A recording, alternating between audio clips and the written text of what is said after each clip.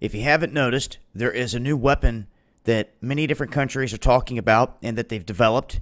China and Russia at the top of the list in terms of the countries that have developed this weapon, are flaunting this weapon, and are saying that it cannot be stopped. Russia saying that the one they developed cannot be stopped at all.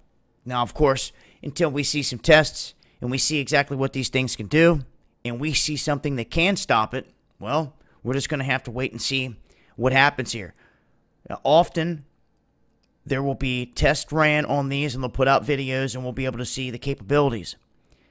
Now, France is saying that they're looking to get into this ball game as well, as others argue they don't even think they have an aircraft big enough to lift such a weapon.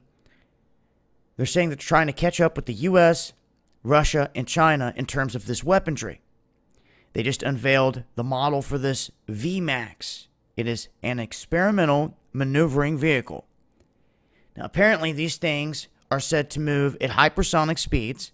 They can maneuver very quickly. And as Russia keeps bragging about, you're not going to be able to take it down.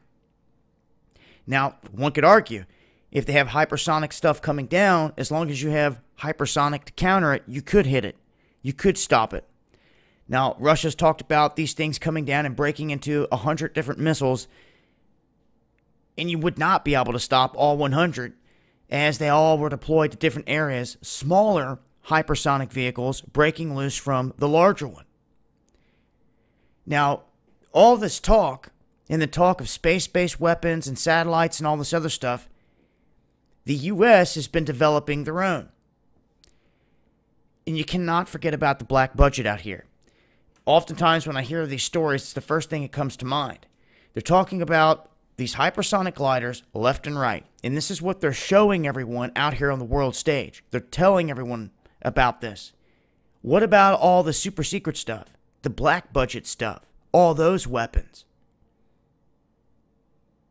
Guarantee you some of them would blow these little things right out of the sky. Even though they're hypersonic, and to this day we've never seen anything like this deployed on a battlefield, they are decades ahead of us. Decades on what they're telling the masses. And I'm a firm believer at this point, after learning that they've played out World War I and World War II, that the next one's going to be the same way. And it's a play on the masses. They've sold people out.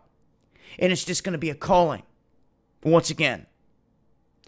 And all this weaponry is being whipped up just for that.